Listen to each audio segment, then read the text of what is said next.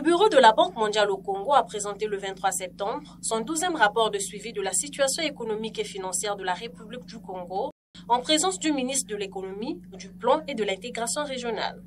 Ce rapport dresse un diagnostic exhaustif du tissu économique congolais, mettant en exergue les enjeux et les perspectives financières pour améliorer la gestion du capital productif, humain et naturel.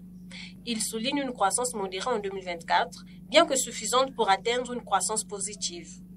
Globalement, le ressort du rapport que l'économie congolaise a poursuivi sa reprise progressive en 2024, portée principalement par le dynamisme des secteurs non pétroliers.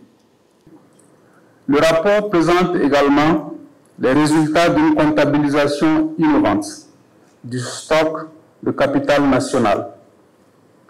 Cette démarche est d'une importance capitale car la mesure de la richesse d'une nation, complémentaire au produit intérieur brut qu'on appelle le PIB, offre une perspective au capital nécessaire à la croissance future et à la pérennité de celle-ci.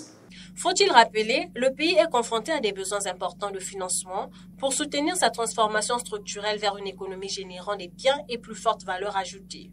La Banque mondiale préconise des réformes pour renforcer la viabilité budgétaire et libérer le potentiel de croissance du Congo grâce à une gestion efficace de la dette et de la trésorerie.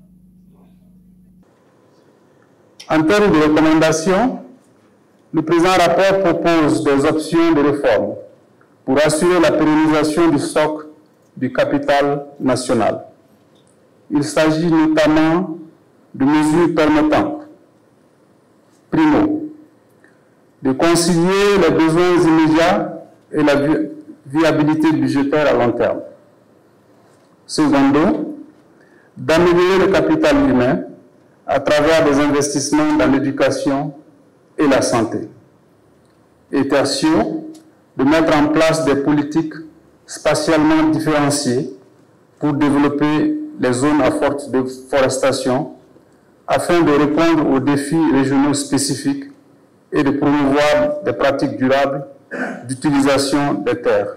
L'économie congolaise reste fortement dépendante du pétrole, mais des efforts sont en cours pour diversifier l'économie à travers des réformes structurelles, telles que l'interdiction d'exportation des grumes et des investissements dans le capital humain et les infrastructures. Lors de la table ronde, le ministre a mis l'accent sur l'amélioration du climat des affaires, la mobilisation des recettes via les ressources douanières et l'administration fiscale pour soutenir le développement socio-économique. Nos analyses ne sont pas en réalité en déphasage avec les vôtres.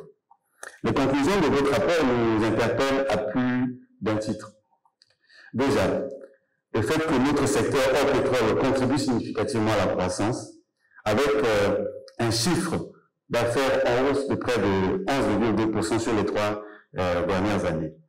Cette croissance ne s'est malheureusement pas traduite par une bonne dynamique d'emploi, avec une hausse du taux de création d'emplois de seulement, je dirais, 3,8% sur la période.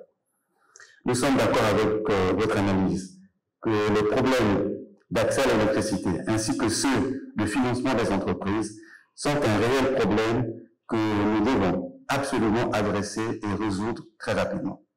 La publication de ce rapport constitue un signal fort pour les autorités congolaises afin d'impulser les réformes structurelles, de diversifier l'économie et de promouvoir une gouvernance plus rigoureuse des ressources financières afin de soutenir le développement durable du pays.